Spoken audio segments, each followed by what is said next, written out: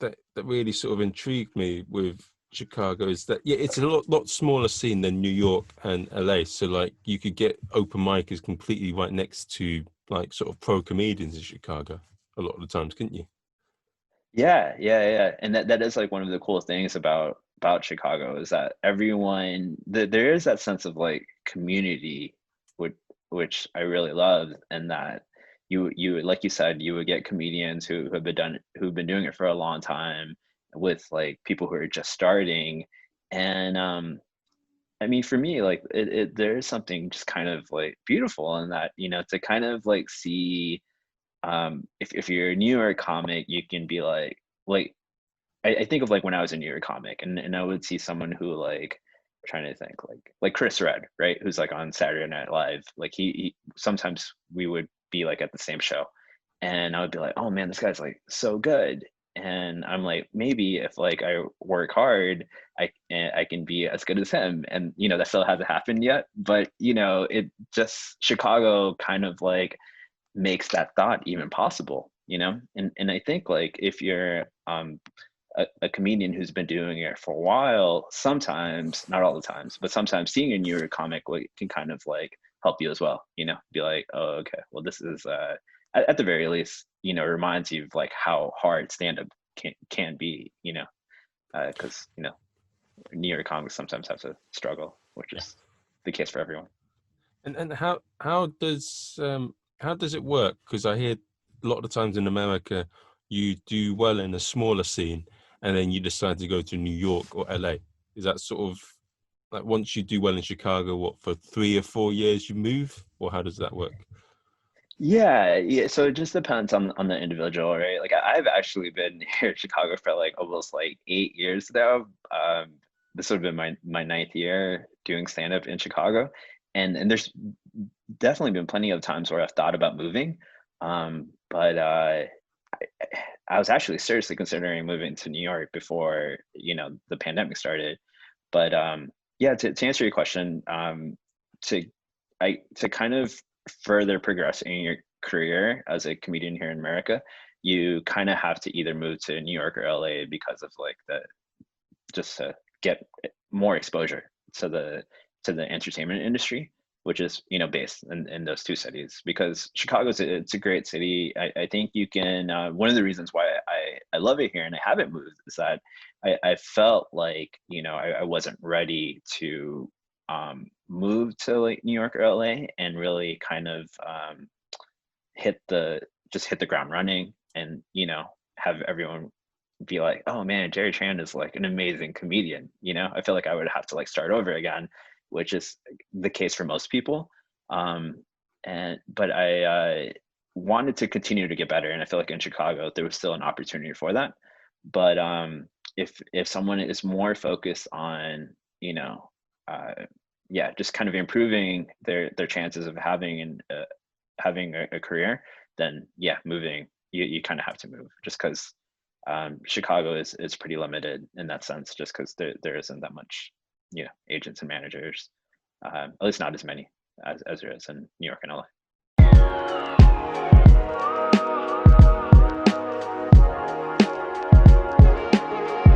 Hello, and welcome to another episode of the Marvins World podcast, a podcast where we speak to fascinating and intriguing people who will make people like you and me make what we love a full-time job. If you like the podcast, share it with your friends, give it a review on iTunes. If you don't, say absolutely nothing, and this never happened. Today, we have a fascinating and awesome comedian called Jerry Tran. He is related to Michael Jordan. No, he's an amazing comedian, and he's here to tell us about the Chicago scene. Hello, Jerry. Hello, hi Marvin. Hello everyone. Yeah, my third cousin Michael Jordan says hi as well. He wishes he could be here, but it's 2:10 here in Chicago, so he's probably sleeping. He probably is. Is he still even in Chicago at the moment? Probably not. No. Yeah. I think he lives somewhere like in North Carolina, I'm assuming. But it was a funny story, isn't it? I watched that program on Netflix, the last, I don't know, remember the name of it, but The Last Dance. Yeah, they completely changed that team. It was completely nothing before, wasn't it? Oh, before Jordan? Yeah, and Scottie Pippen. Yeah, it was. I'm trying to think. I saw that too, but like when I think of the Last Dance, I'm like, man, Michael Jordan was just like a psychopath. Oh yeah, him and Kobe, they're both a bit mad, aren't they? Yeah, it really made me wonder, like, if you have to be like a little crazy to just like be really great at like what you do, you know, like Jordan and Kobe. Do you feel that comedians are a bit nuts? Because like one thing Yeah, I hear from a lot of comedians, they always say that we are a bit mad. But when you say something like that, like all comedians are mad, you're just justifying yourself of stupid things you do. When in the fact, I don't think that every comedian is completely mad. Just most of them. No. I agree. I totally agree with you. Yeah, yeah, yeah. I would say like maybe what like 90% are a little nuts, but who knows? But yeah, I think most comedians have like something inside of them that like compels them to do stand up because I don't think normal people have that, desire to get in front of strangers and try to make them laugh. Yeah, it would be interesting to look at the science and like study the psychology of comedians opposed to regular person. But I think comedians are like a lot of performers, like musicians as well, poets or whatever you name it. There's we why do we want to do that in front of ourselves? Or like an actor, Right. if they go in a film that tanks and Yeah. millions of people see it across the world, that's a bit mad, isn't it? Well, isn't it? Yeah, that's true. That's a good point. I don't know why like comedians specifically have that sort of like tortured artist aspect their to their craft. Although I guess like that tortured artist stereotype could also you know, be extended to other artists as well. Yeah. And comedy is I mean, we're just speaking now that there's quite a story of comedy in Chicago, and like, how would you say like the story of comedy in Chicago differs to a place like New York and LA and Boston? Yeah, that's a good question. I think it's different than those cities, and obviously this is just my opinion, but I think like in New York and LA because there's the entertainment industry there's a lot more pressure to uh, I guess like perform at a high level, because you never know like when like an agent or manager or you know producer will see you.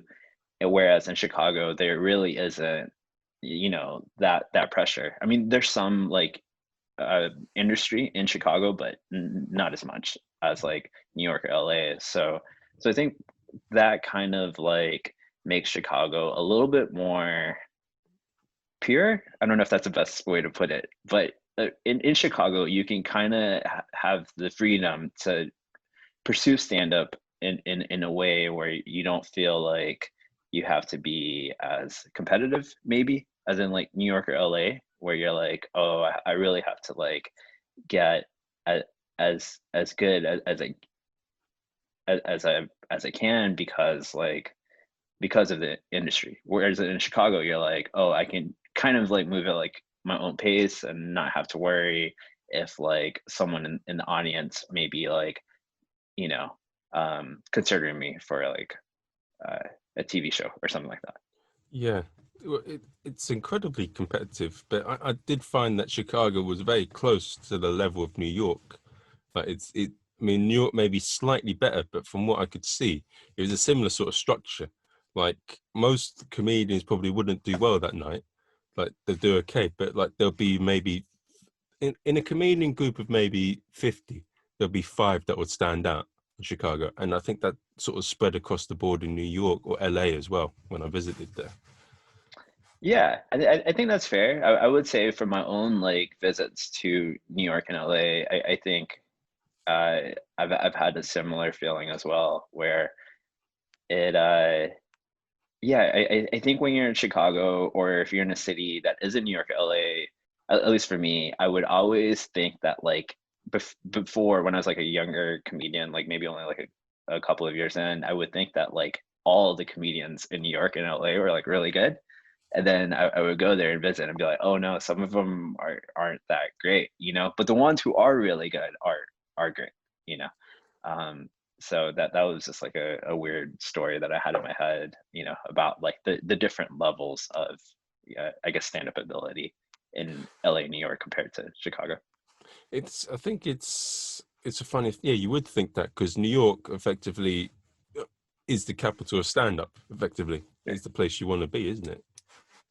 Yeah, I mean, I definitely do think like if you want to get really good at stand up and you're looking for a place to move to and place to live to go do it, yeah, New York would in my opinion be the best place to do it just because um there's more stage time there than you know, Chicago or LA, it seems like. And also just like I mean, I think like the best comedians are based in New York and you know just being around that like level of you know comedians will only kind of like raise your own game up, you know. It's kind of like if you're practicing with like Michael Jordan, right? Like he's gonna make you hopefully inspire you to like work harder Yeah. in that same sort of way. Or get better. But I mean, as you said, from our experience in there, sometimes it goes the other way, and it just goes. Right, there's that too, yeah. Yeah. I didn't sort of notice that, but then a comedian friend of mine who also went there said that, and I thought, yeah, that is true. Like you'd have a lot of people look at their phones and they would ignore you a lot of the times, and like you'd maybe a little laugh, and a lot of comedians would get a lot of air and they'll get little laughs, but then just suddenly out of nowhere you get someone that would listen, go and perform, everyone listen, and boom. Yeah, it's interesting how that like that same sort of environment is like that happens in Chicago and I'm sure like in London and all over the place, right? Where comedians are just like terrible people to like perform to, generally speaking. Oh yeah, I feel like unless like you have that reputation of like a comics comic, right? Or like you're yeah. that comedian that other comics love to watch and Comedians are very sort of strict on what sort of comedy should be. Like right. if you're, do you have any cabaret sort of performers in Chicago? Like alternative comedy nights or alternative comedians? Yeah, definitely. There is like a pretty healthy alt comedy scene in Chicago. And I think that's one of the things that I like about Chicago is that like so we have like the comedy clubs that's a little bit more mainstream and there's definitely like alt rooms. So if you're comfortable with like doing both, I think which you know I try to do, then it's just cool to be exposed, right, to like different kinds of like uh comedy and comedians. But yeah, it's there we have some very good and some very funny like you know alt comedians.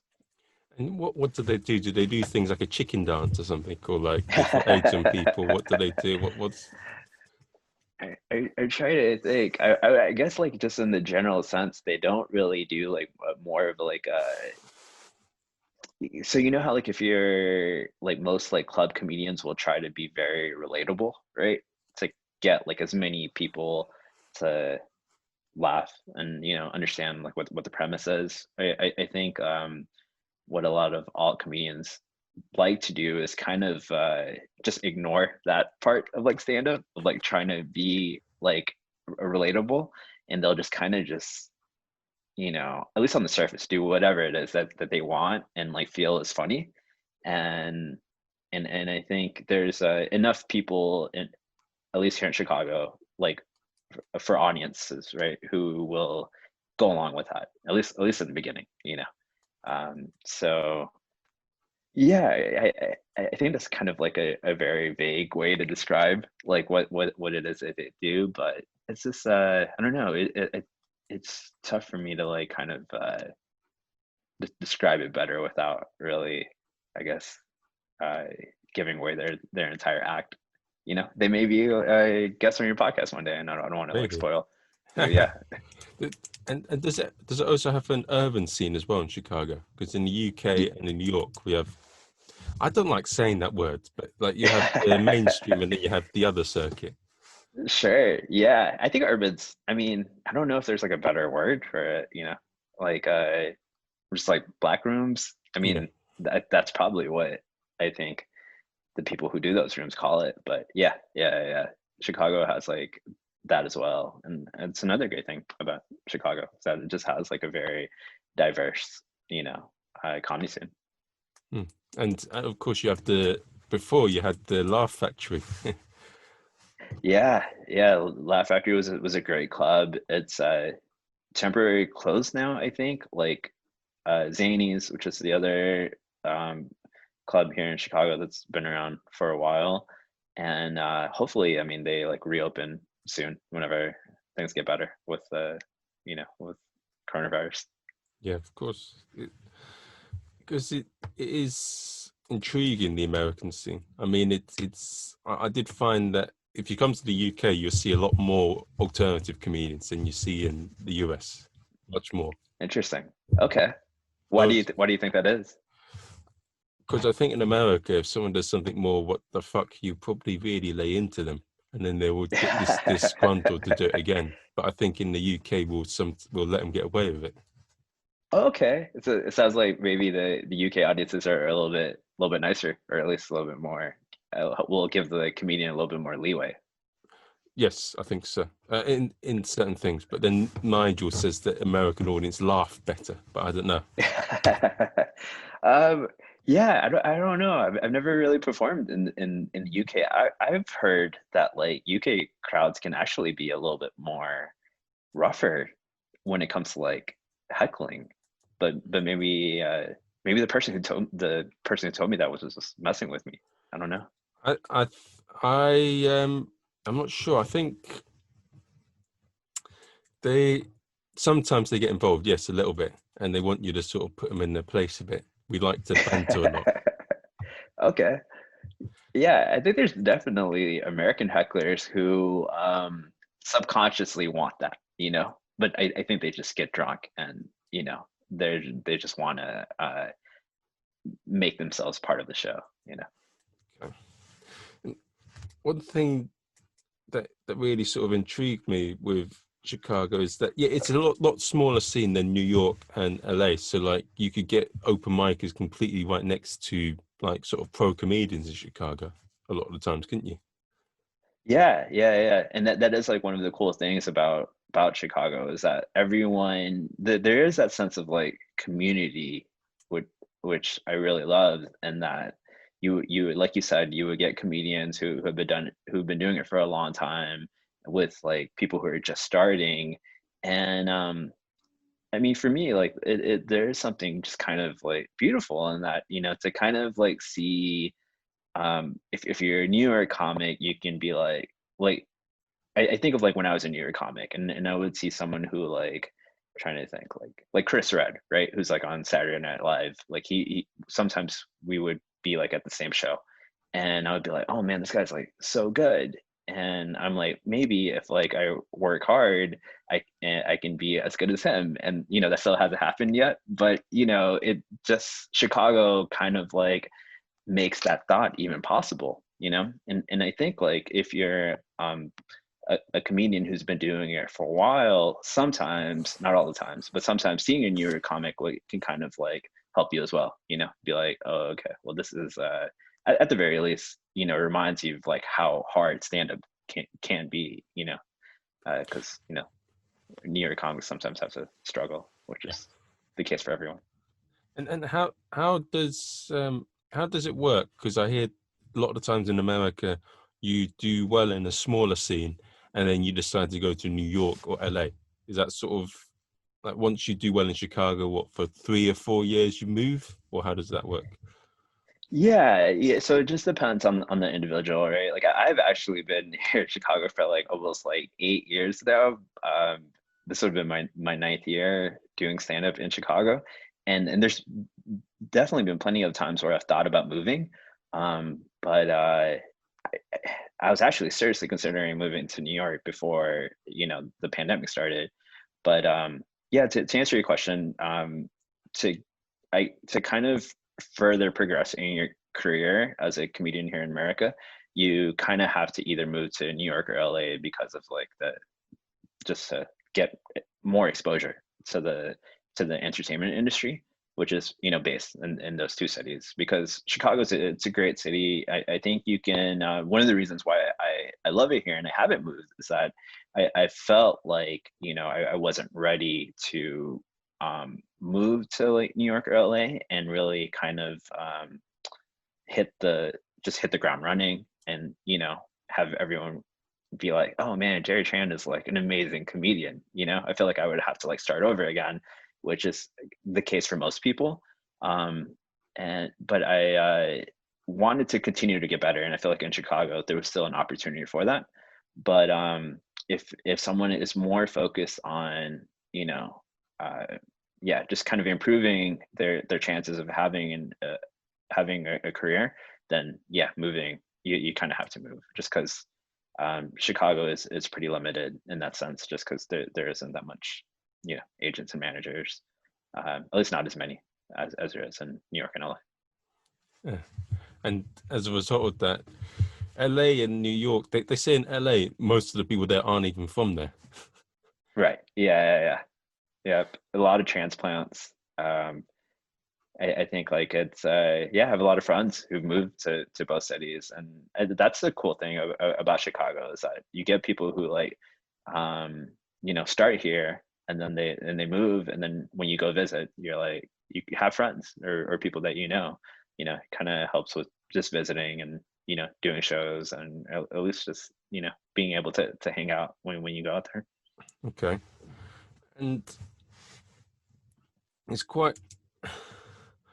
How would you say the two scenes differ? Because I always hear people tell me that if you want to get famous, you go to LA, or if you want to get good, you go to New York. And I hear that there's some comedians that visit both, and Yeah.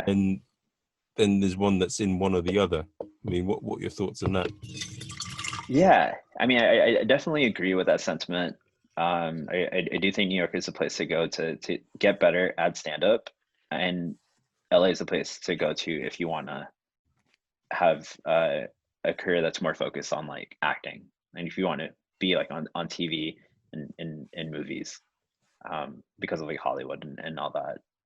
Uh, and yeah, to me, it's just interesting. Where like even visiting both cities, like comedians in New York seem very like focused on the craft of like stand up. And they're like a lot of them are great joke writers. You can tell that they really care about um, stand up as an art form. And that's not to say that like comedians in LA like don't, but there's just like a different vibe out there. I think in LA, I think people um, I think the comedians love stand up as well. It just, I don't know, maybe it could just be a California thing, just, I don't, it doesn't seem as intense, So it could just be like a New York versus LA sort of thing, where LA just has like nicer weather. So people are a little bit more relaxed, I agree. there. And there's a big structural change though, like Joe Rogan and a lot of the big boys in LA sort of moved, didn't they? Like Joey Diaz, Joe Rogan, quite a few of the others left LA. So what's going to happen when things get back to normal? Yeah, that's true. That's a good point. I don't know. That's gonna be exciting, right? To kind of see what comedy is like.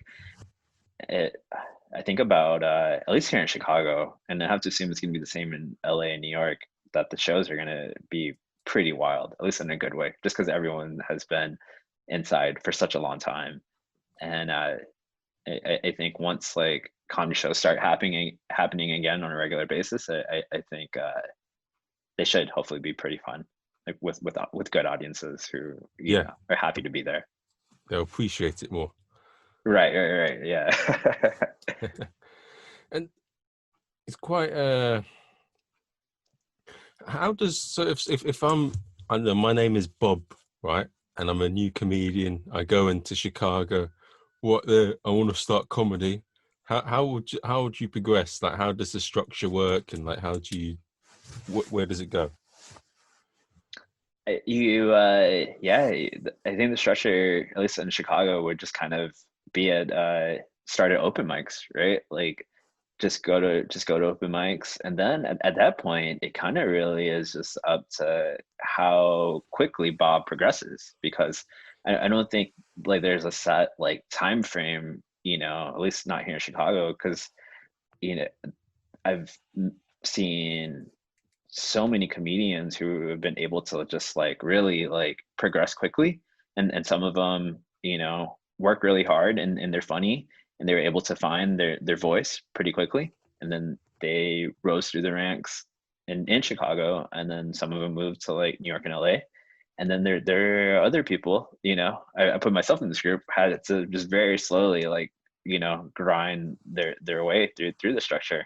So I think it starts at like open mics and really just trying to like find out like what Bob has to find out what his comedic voice is, and then that's just totally up to him.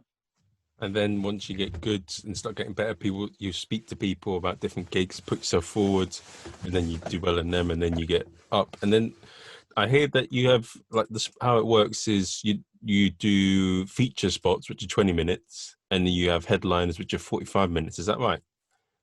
Right. Yeah, 45 minutes to an hour or so. But yeah, that's pretty much it, for at least for clubs that do like more of like a three person act, right? Like a host or opener, a feature, and a headliner, and then like Laugh Factory, they're more of like a showcase club. So most comedians are doing shorter sets, like anywhere from like 6 to 15 minutes, where they don't do like the traditional host, feature, headliner.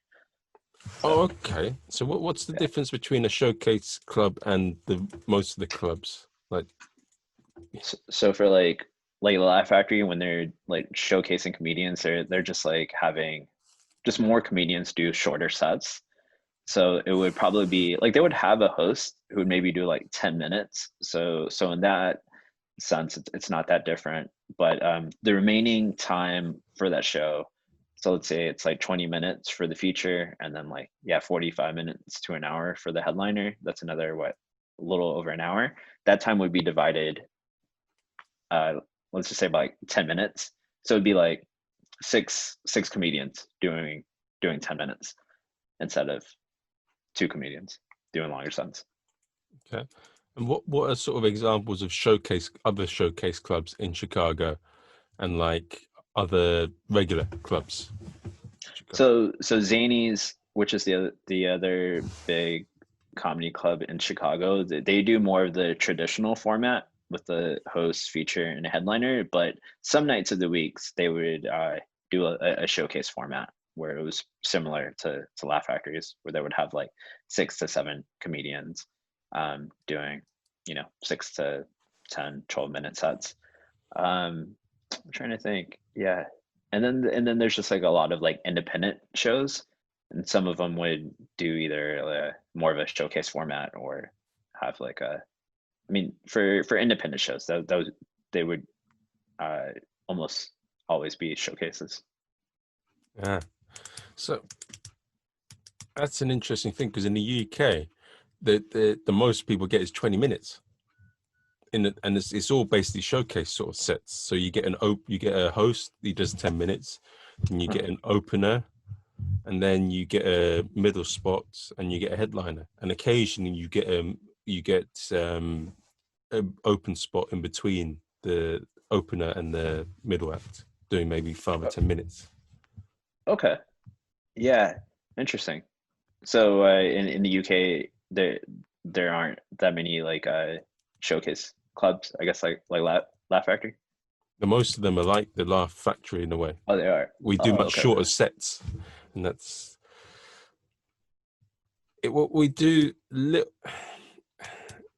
terms of like six, yeah, we don't really do that, but we just do a lot shorter, and it's interesting in a way because I mean you get a lot more stage time doing 45 minutes, but if you're doing Right. 45 minutes and you bomb for that long, my God. Yeah. I've actually never done a set for that long. I think I've only done like maybe, I think the longest set I've ever done is like 20 minutes. I don't think I've ever done more, which it's to me kind of crazy. So it's a lot of like my friends who've been doing stand up at the same time that I've been doing it, or shorter, have done at least like 30 minutes. Um, you know, a couple of times, if not like more than that. But I don't know. I've never I've never been asked to do a set for, more than 20 minutes.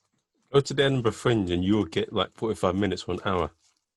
Really? Okay. Yeah, you get an I hour. mean, I don't know if I have that, like an hour of material. So that would be, it'd be interesting to kind of have to cobble together an hour of material.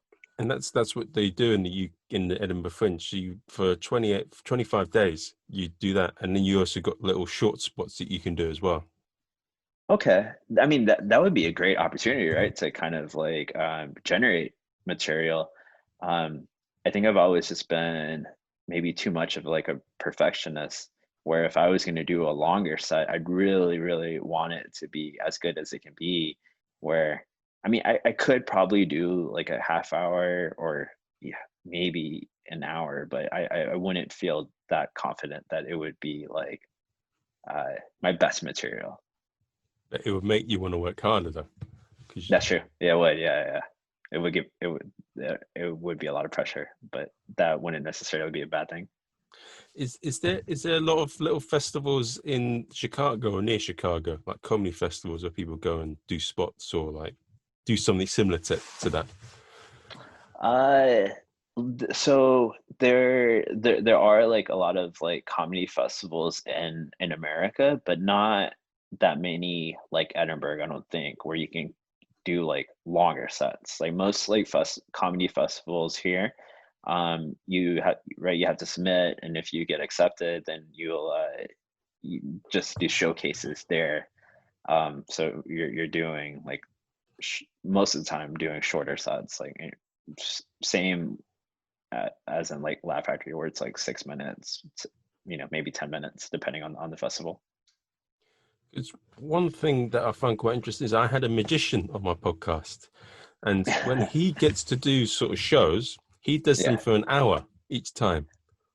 So like the amount of stage time you get is ridiculous. And then like he does a little warm up, and like street performers as well, they get an hour. And so in London, if you're a street performer, you could maybe get up for 5 times for an hour. Wow. Yeah, yeah. I think Dave Chappelle used to be a street performer when he was like a teenager. Yeah, and he learned from Charlie Barnett. Do you know him? Do you remember him? I, I think maybe I remember reading about the street performer thing for Chappelle like in some book, and maybe that Charlie guy was also mentioned in that as well, because I have like a vague like recollection of that name. I will give you a link to it and let me know what you think. And I'll share my screen with you so you can have a look at him as well. Just see what you think of him. Because he is amazing. Like he's super confident. Like the balls he has. He does it in Central Park. Uh, and he just has them in the palm of his hand. And he it's a shame that he was in competition with Eddie Murphy for a spot on Saturday Night Live. And the only reason he didn't make it was because he couldn't read. He couldn't read. Something like that, yeah. Oh wow. So I hate it when YouTube comes up with these stupid adverts. But Yeah. give me a second. I'll show you in a minute. Whatever. Here we go. Watch him. He is incredible. Can you hear him? Okay. Okay. Yeah. Now.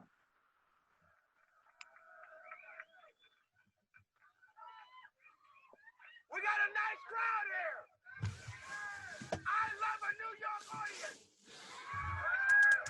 I mean, look at this crowd. We're in the village. I love the village. We got a nice mixed crowd. I mean, look what we got. We got white folks. We got black folks. We got Puerto Ricans. Puerto Ricans. Puerto Ricans. We got a lot of fucking Puerto Ricans. So But I'm not gonna fuck with the Puerto Ricans, man, because y'all born with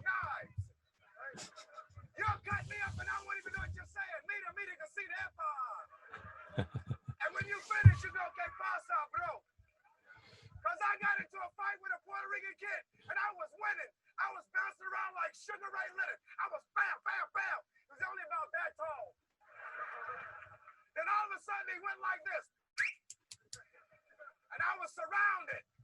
The small Puerto Rican family of 4,000. Man, Would he started, okay? would he get away with that now, do you think? I like Paco.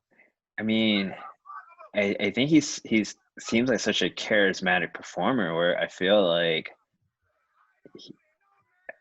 maybe just because like we're watching him right now, but I feel like he probably could. There would probably be maybe some complaints afterwards, but I think in the moment he could pull it off. He just seems very confident, where he's has such a strong personality, where I think just that would help a lot with being able to just pull almost anything off. Yeah, he could probably do it in an open mic where there's no one listening. Everyone could be looking at their phone and he would just still carry on. Yeah. No, it's very very impressive. Like to see people like Charlie Barnett, who I can definitely see how like a young Dave Chappelle would see that and learn how to kind of captivate people's attention, right? Which is such an important part of like stand up. And yeah, no, that was like very cool to watch. Thank you for pulling that up. That's my first time seeing that, so it was cool. Does Chicago have like a street performer thing like that, or maybe not like when it comes to stand up or comedy, or like spoken word, although I'm not entirely sure about that last part. I mean, there's definitely like street performers who are performing music and or trying to perform music like at the subway stations, but I've never seen anyone like trying to do what like Charlie was doing in that video.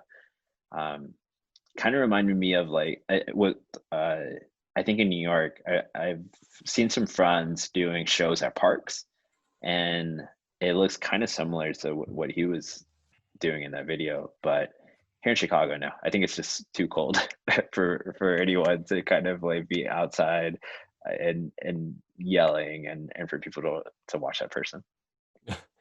but what about in the summer? Yeah, that's true. No, I think in the summer, people in Chicago are just so happy that it's not cold that they're like, we're gonna go do something else instead of watch a street performer. Oh, okay, that's interesting. Yeah. No, people in Chicago love the summers here, and I mean, I don't know. To me, it's way too hot to be running around the city, but most people don't seem bothered by the heat. And because that's one thing I'm interested in. Like, there's a lot of. Do you know of clowning? I mean, just the act of being, or is that just like what clowns do? I guess a little bit, but not too much. Not like the red nose type one. Like, there's more. That's a Oh, certain sect of clowning. But there's like, okay. if you look at what Sacha Baron Cohen does, that's clowning and bouffon, and that's where effectively where you play with the audience and do completely mental stuff. And there's a whole sort of field in that. Do you have acts that are like that? No, I mean, no, not really. I think I think at least here in Chicago, most comedians, generally speaking, are pretty polite. I think that's just more of like a Midwestern sensibility, where I think I'd like to think most comedians are pretty happy that there's even an audience there, at like bars and independent shows or comedy clubs who are willing to like uh, listen to the comedians just blather on. So that there aren't that many comedians that I know of who are going to be like, you know, like confrontational, or not even confrontational, but try to like mess with the audience to the level of I guess like a Sacha Baron Cohen, who I think is brilliant, but I don't know, that's such a daring thing to pull off, where I I don't know, I would love to see someone try it, but I have to imagine that the process of like trying to get really good at that would be interesting to watch. It's a different sort of field to stand up, but there's a lot of that in. Yeah, I really would like to. I mean, next time I go to America, I want to look at the alternative comedy scenes and see how they operate, because I hear that there is a alternative scene, but they don't really mix much with each other, the stand-up or the. Yeah.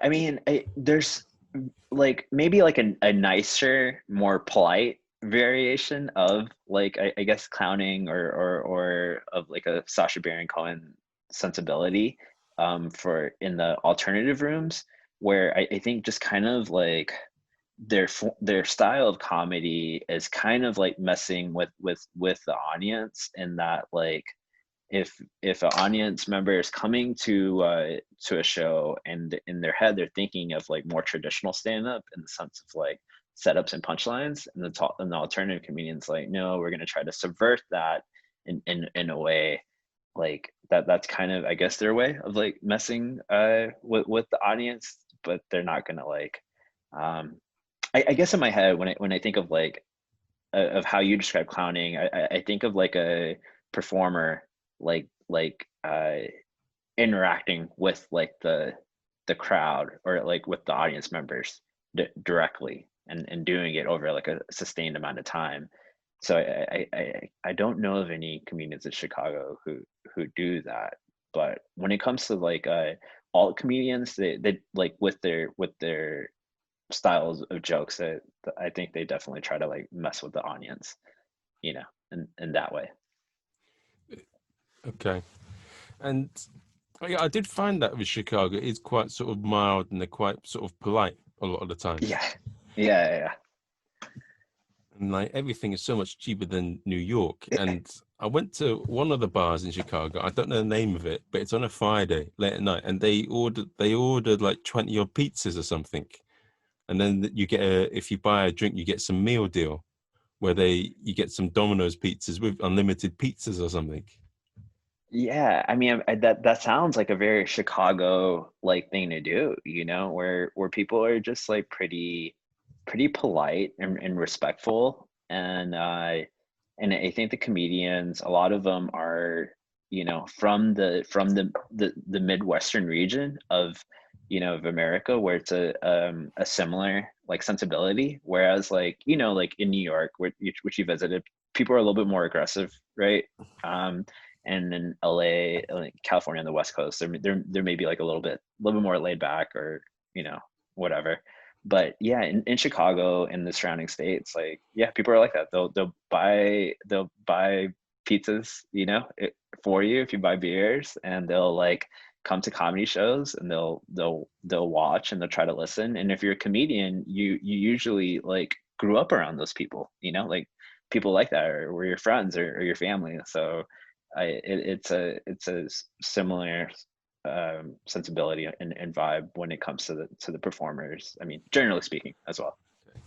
And how does it this is sort of a cultural question about Chicago itself, but like it is sort of like the north side of Chicago is all right and is certain bit, but then like on the other side, it's all, I don't know how to say this, but it's dodgy, and like one side of it's completely okay and the other side is completely not. And how does the relationship sort of go with that?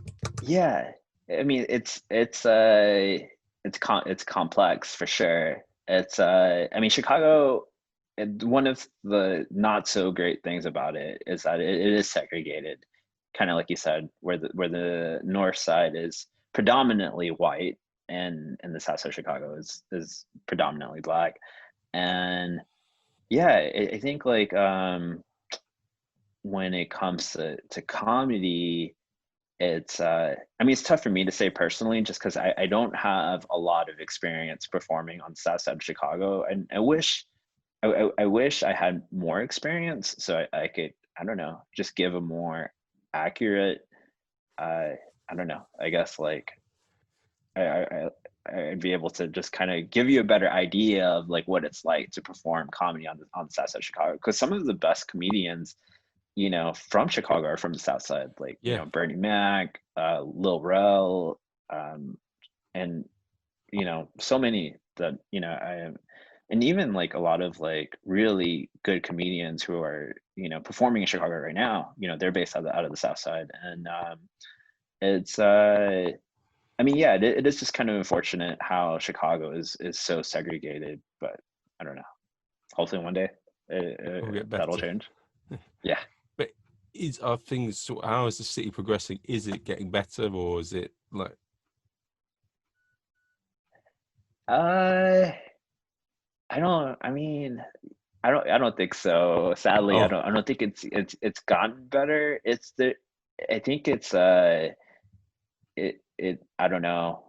That's a good question. I feel like I'm not like smart enough to talk about yeah, like it's the too history political. of like, Yeah, yeah, it's very political. And it's just like, I mean, I don't want to like defend the city of Chicago too much because I like diversity, right? I think I'm originally from Houston, which is from Texas. I don't know how familiar you okay, are with America, but my hometown, my home city, it's way more diverse than Chicago. okay, Chicago's bigger, but Houston, it was like more multicultural in the sense where it wasn't segregated. And whenever I would go visit my family and I would do shows there, it was a lot of fun because and different than doing shows in Chicago, because the shows in Houston would be, yeah, more diverse. There would be like kind of like Charlie Barnett was talking about in the video in New York, where it was like white people and black people and Mexican people, like you're performing to all different kinds of people. And it's very cool to see if your jokes will, um, resonate with different crowds, right? Whereas in Chicago, if you're performing on the north side of Chicago, as you may have noticed when you came to visit, you're performing mainly to white people. And, there's obviously nothing wrong with that, but, yeah, uh, there's just something cool about knowing that your jokes are, are funny enough to make, different kinds of people laugh. yeah. And I would say that's one of the, unfortunate things about the Chicago comedy scene and Chicago as a city, uh, like how segregated it is. But on the plus side, that the people who get out of these segregated environments, they got a lot of things to fall back on. Like they got a lot of stories to fall back on. They've got a lot of grit, and like they can talk about so many different things that happened to them. Yeah, no, for sure. I think like that is kind of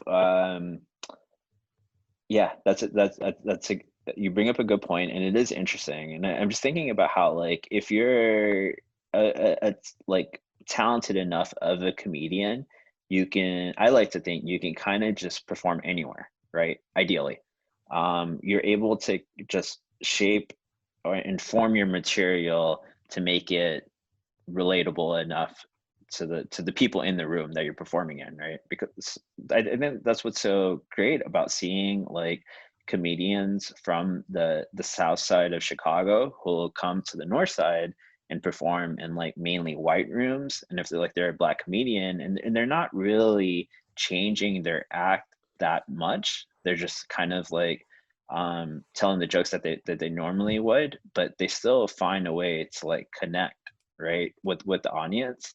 And I think if you're a comedian who performs mainly on the north side of Chicago and you go to the south side and you're good enough, you would be able to do the same thing, and I think that speaks to kind of what you're saying, about like uh just the grit and just being savvy enough, right, to kind of like know how to survive, at least in a comedy sense, when you're in a different environment.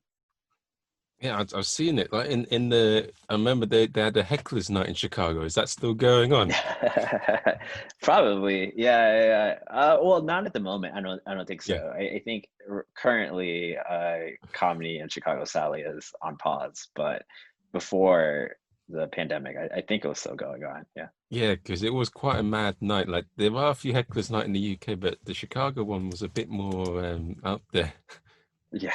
No, it's yeah. I mean, Chicagoans can be pretty polite, but after they've had a couple of drinks, they like loosen up, and Yeah. get a little wild. It was pretty mad because it's like filled with comedians. It's a bit like, right, who's the next person I want to take all my shit out on? Yeah. It just becomes like a big group therapy session, you know. Yeah, it was funny. I did enjoy it. And there was another night in Chicago where um the two of them would just banter throughout the whole hour. They were playing. There's a black guy with frizzy hair and glasses, and then there was another white guy who had a very sort of hipster vibe, and they, like, after each act they would spend talking for about 5 minutes or something. And Okay. I'd have to describe I it better, but it, yeah, I mean, I feel like that's like a lot of shows in Chicago. I mean, yeah, if it's like an independent show and whoever's hosting, most hosts love to kind of just banter and I don't know, take advantage, right, of hosting and the stage time that comes with it. I think one thing that was quite funny was, I remember the only sort of thing that I've seen aggressive between comics was there was one guy that was performing. He did some little thing on the stage, and then the guy goes and yanks him off stage and said, "You're not performing." Oh wow. Okay. Yeah, that is pretty aggressive. I haven't seen that often, here in Chicago. If I was in the room, I saw that, I would have been a little scared. I I would have been afraid that like a fist fight, would start to break out between the two of them. It seemed a bit. What it just seemed the other guy was just shocked by it. He did something he meant as a joke, but the other guy completely lost it and said, "Oh, you can't perform." And like, I hear that the guy who took him off has supported a lot of comics in Chicago. But yeah, that, and then I've seen a couple of times where in America comedians would have quite a loud fist off of each other. Like, one guy was doing some weird thing with a puppet in LA, and then some guy goes and after him says, I don't know how to do the American sort of the sort of ghetto sort of voice, but he said, "Man, what is that mad shit? What is going on? I fucking hate comedy." And Yeah, I don't know.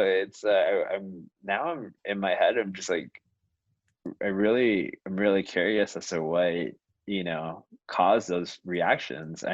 I've definitely have been at like open mics and shows where the comedian on stage was like saying something really offensive, right? Like something really racist, and comedians have rightfully been upset. Comedians who are watching got upset at the comedian, saying all the offensive jokes, and to me that's understandable. So I maybe that's what the puppet was saying, some really fucked up stuff. Who knows? I like the, what's it called, the cupcake guy. The guy, he had this little thing with the lady on the piano, and they used to have a bit of banter. I like that. It was really stylish. Yeah. I know. I think it's like a gallery cabaret, right? Yeah. I think, yeah, that is like a really cool place because that's a very Chicago like dive bar. I feel like I think it's a cool bar for people from out of town to come in and be like, oh yeah, this is what Chicago is like, what bars in Chicago are like, and there's a comedy show happening here too. It can either be really good or it can be really bad, and that's the exciting thing about shows like Cupcake Cabaret.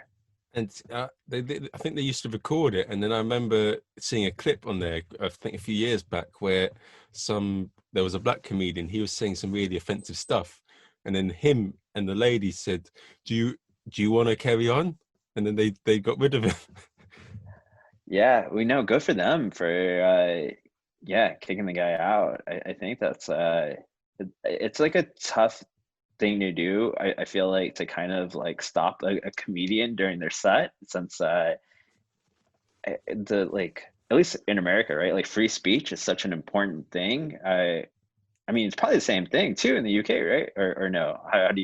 What's like free speech like over there? Um, we we are similar to Chicago in that regard. We don't like comedy that's punching down, and we're a Right. bit more responsive to that. But I think in New York and LA, sometimes they get away with that. Because I remember in LA, there was a Spanish guy making jokes about bums, and like he said that people from our race had the worst bums.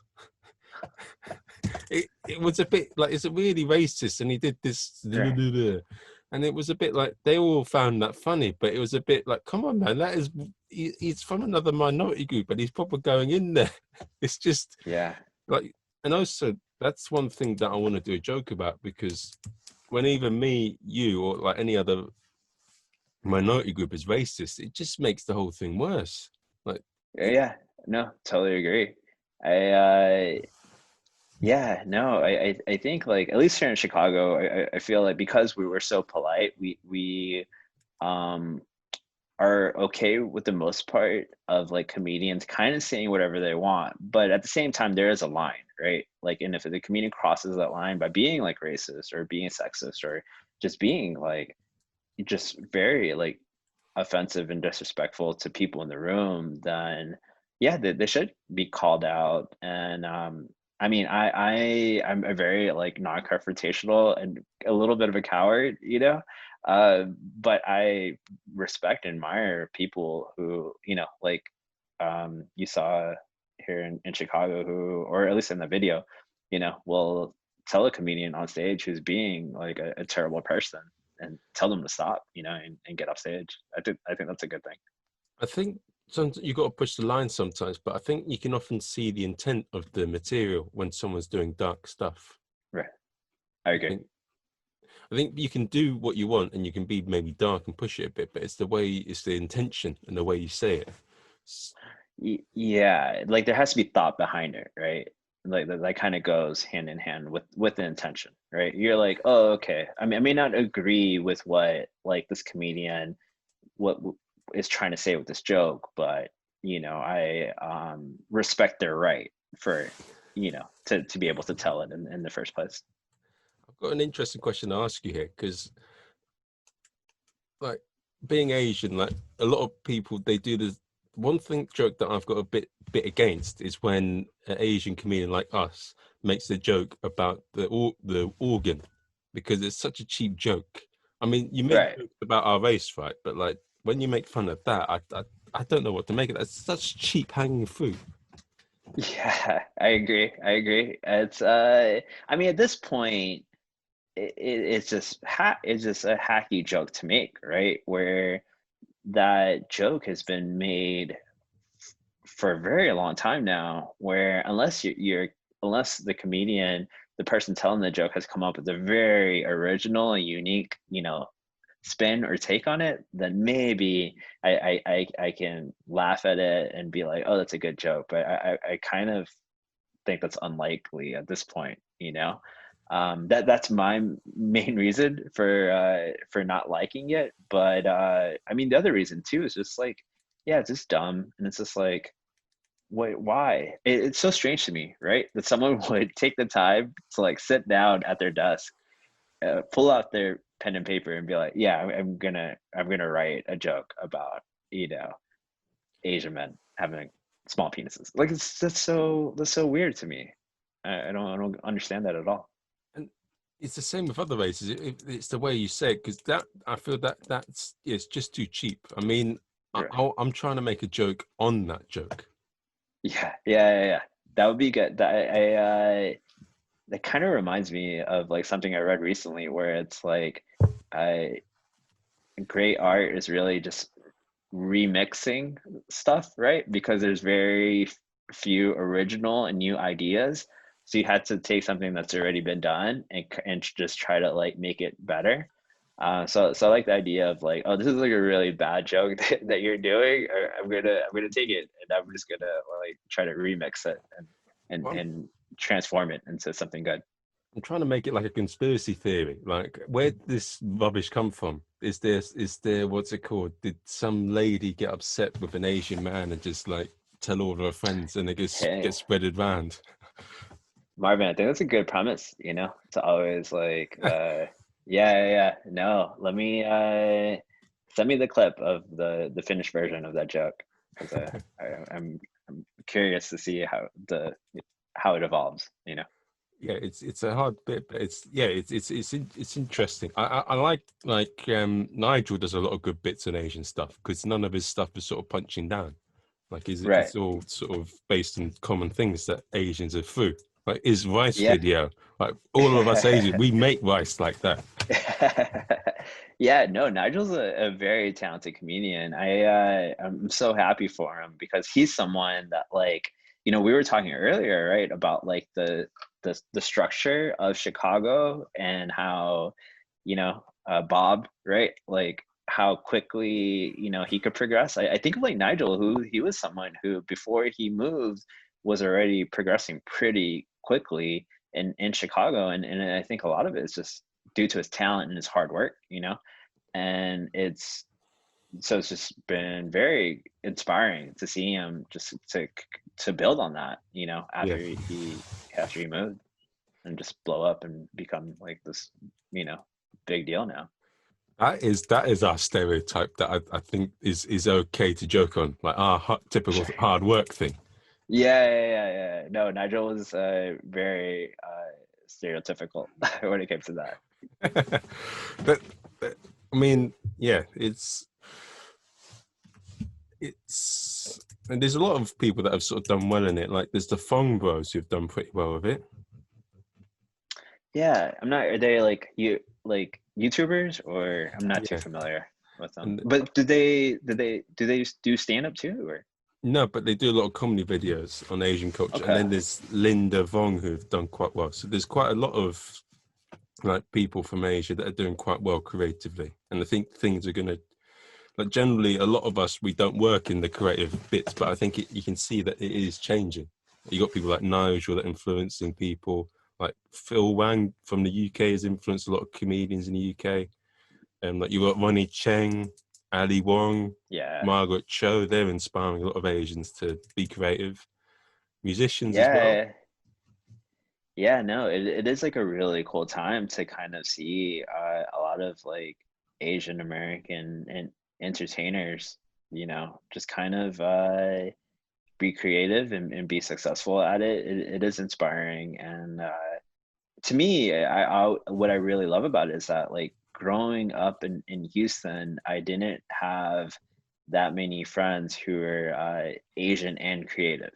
It was usually more of like the more stereotypical route where they were just studying math and science, and there's nothing wrong with that, right? But I No, didn't have that many friends who were like trying to like do comedy or do any sort of like art form.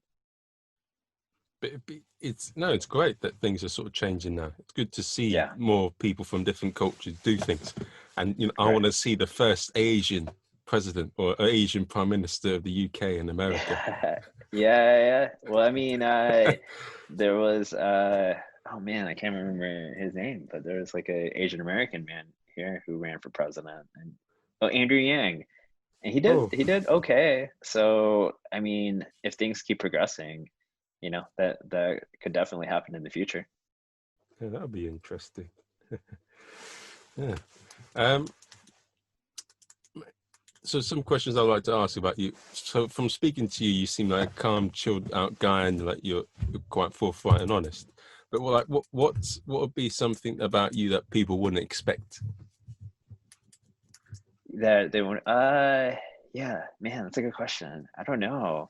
I wouldn't expect, I guess I like, well, I I'm very much into, at least recently within the past couple of years, have gotten into like um just Zen philosophy and Zen Buddhism. I think that's helped with like being calm and chill. I used to have really bad anxiety. So that, I think that's part of the answer as well. But like really practicing like meditation and trying to like I guess work on myself to to get a better grasp on my anxiety is something that I have to spend a lot of time doing. So that could be surprising to people, or it may not be. I don't know uh, how surprising that is or not. And what does what has been moments where you've overcome it with Zen, like what you're doing now? Like how have you overcome that? It's helped a lot with being less self-conscious, because I think I'm someone who used to be very critical of myself and judge myself a lot. And I think what I like so much about like meditation and like the Zen philosophy is like it really focuses more on just being present and in the moment. And when you're really able to do that, then you spend less time in your head. And when you spend less time in your head, you're not just swimming around with all those thoughts, telling you that you're dumb and you're stupid and you're not funny, and the things coming out of your mouth don't make any sense, and the people hearing it are just gonna like think poorly of you, like, and these would be thoughts that I would have constantly. And it really it happened so much that it's a big reason why I didn't start doing stand-up until I was older. And I'm 38 now, so that could be surprising to some people. And I didn't start doing stand-up until I was 29, and a big reason is because I didn't think I was funny, and I didn't think people would laugh at me. And so I was like, why even bother, right? Like, why even try? Like, if I don't think like I'm gonna, succeed at it. So yeah, meditation and Zen Buddhism has really helped with like being aware of these thoughts and thought patterns, and not becoming too attached to them, and just realizing thoughts and feelings are just thoughts and feelings, and that they come and they go.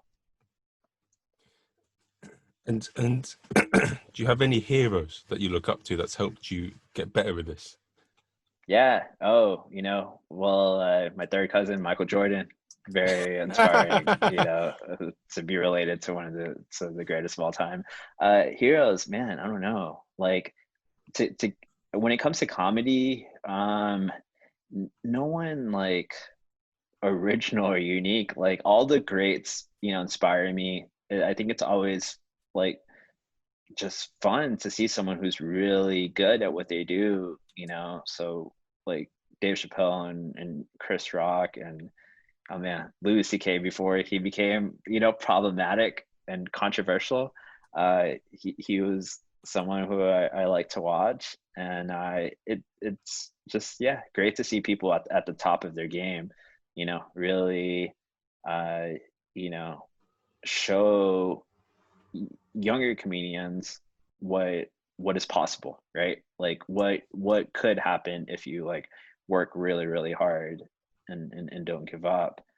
And outside of comedy, um, just my mom, she was like an immigrant from and moved to America, and my dad as well. He passed away, but I guess I could still count him as a hero too.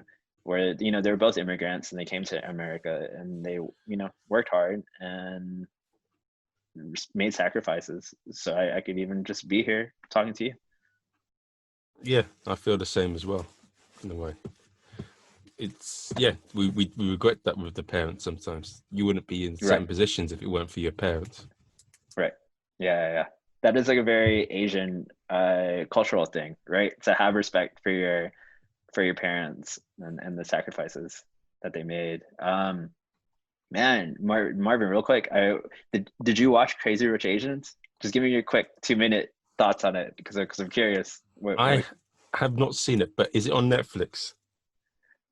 Watch it and then write a review. I want to read it. I don't know if it's on Netflix, but the thing that we were talking about, like having respect for your elders and family, it's an important theme in the movie. So when we were talking about that, it reminded me of it. But I'll have a look. it's a good movie.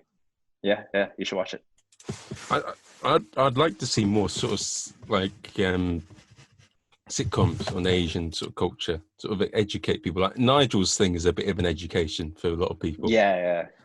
It's funny that like there isn't really like that much like representation, right, of Asian American culture, which I guess kind of makes sense that so many people are watching Nigel's videos because there's such a, I mean, need for it, because there isn't that many. Yeah, and it would be good to see more.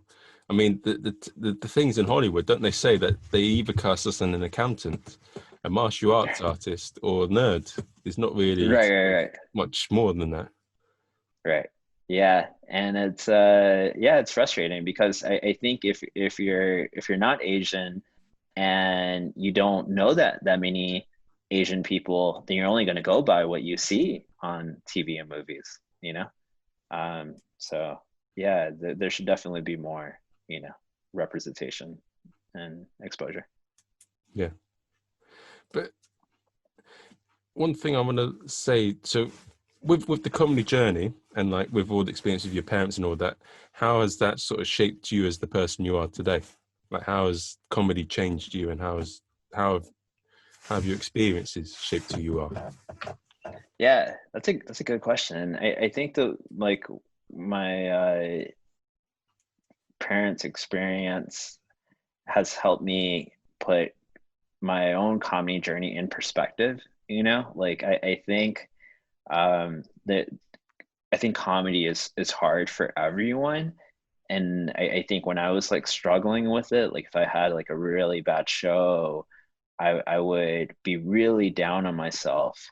And then if I became aware of it, to kind of cheer myself up, I would just tell myself like, hey, I mean, yes, it sucks to do a show and to bomb, in front of people, but it's not as bad as like the immigrant experience, right? To move to a new country, not speak the language like my parents did, and have to just work like a terrible job and experience racism and do it all to kind of like um, have a better life for your children.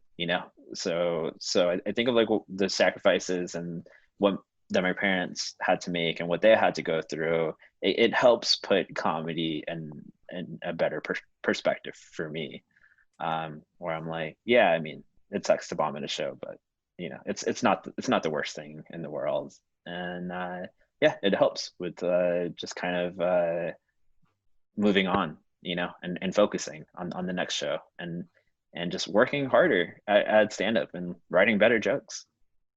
Yeah, and then that's the first real hand example, like when you're sort of a hero next lot of first hand, it's inspiring.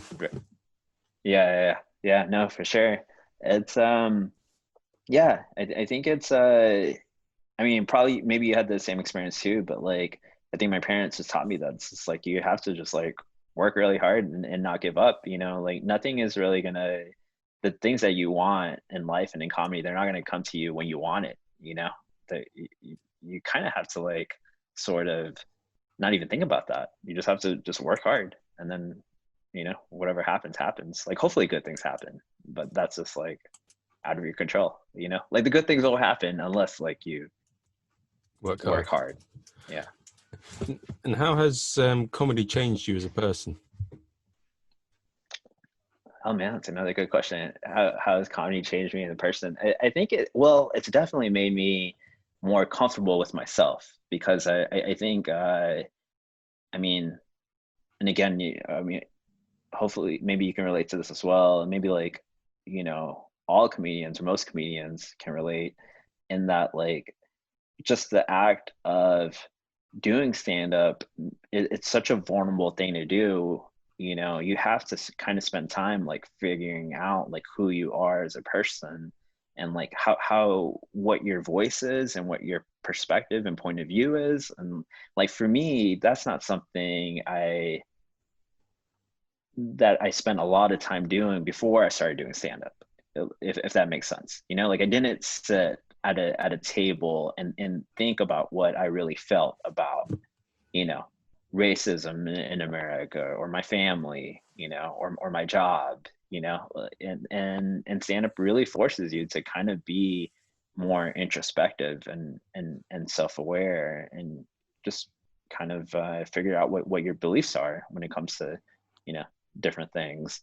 So I think in the process of doing that, I've it sounds so corny, but I've gotten to like know myself better, which I think is important to like just developing as a person.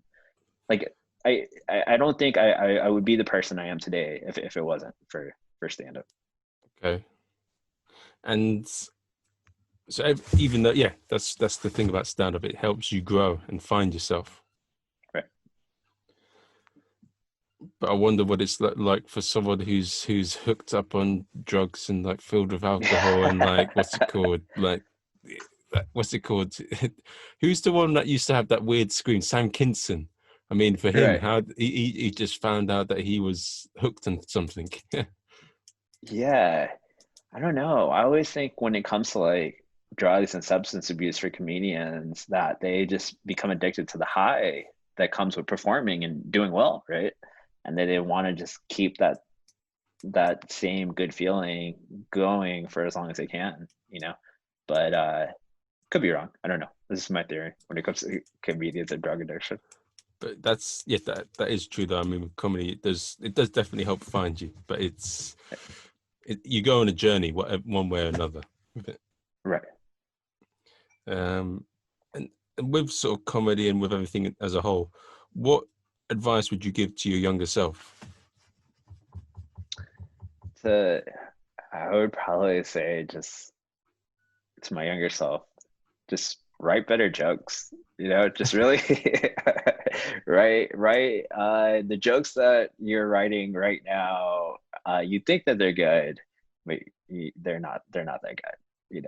So no, I think it really go back to just the question and answer before about like finding yourself and like developing your voice. Like that's something that's taking me a very long time, and maybe that's just there's nothing I personally can do to like make that amount of time shorter and faster. But if I find a way to do it and I go back in time, I would definitely share that with my younger self, so he doesn't have to take as much time as I did to get better. Yeah. And what is a quote that you'd like to live your life by? Wow. So just, man, I have such a terrible memory. A quote, man, I feel like I should go with like a Michael Jordan quote, right? Where he says something about like not making every shot that I'm just making something up at this point. Oh man, I think it was something about like he man, I don't even know. Can we yeah, that's cool. can I Google something real quick? Yeah. Let me Google inspirational quote real quick. And the first one that comes up will be, okay, all right. Don't let yesterday take up too much of today. Okay. That's it, guys. Don't listen. And why is that? Oh, and why is that my quote? Oh, don't let yesterday take up too much of today. I like it a lot because I think it's about being present, right? Like don't hold on to the past, and to really just kind of like be here now, and just enjoy the experience of what's happening today instead of thinking too much about what happened yesterday. Yeah. And one more thing, do you have anything you'd like to plug? No, just my social media, but even though like I'm pretty terrible at updating it with content on a regular basis, but if people want to follow me on Twitter and Instagram, that would be cool. Yeah, that's about it. Okay, and guys back home, that's been Jerry Tran. I hope you've enjoyed him. If you like the episode, please give it a review on iTunes, share it with your friends, and make sure you follow Jerry. Okay, Hope you've Thanks, enjoyed it. guys. Hope you found out about the Chicago scene. Hope you've understood, learned. I hope you guys have gained a lot from it. And what should we say, Joey? Let's take care, Joey. It's been a pleasure. Hope you take care of everything, and hopefully see you soon.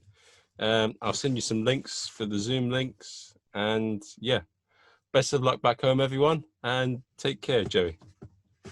Bye, everyone. Thank you so much for having me on your podcast, Marvin. I had a great time. Thank you. Yeah.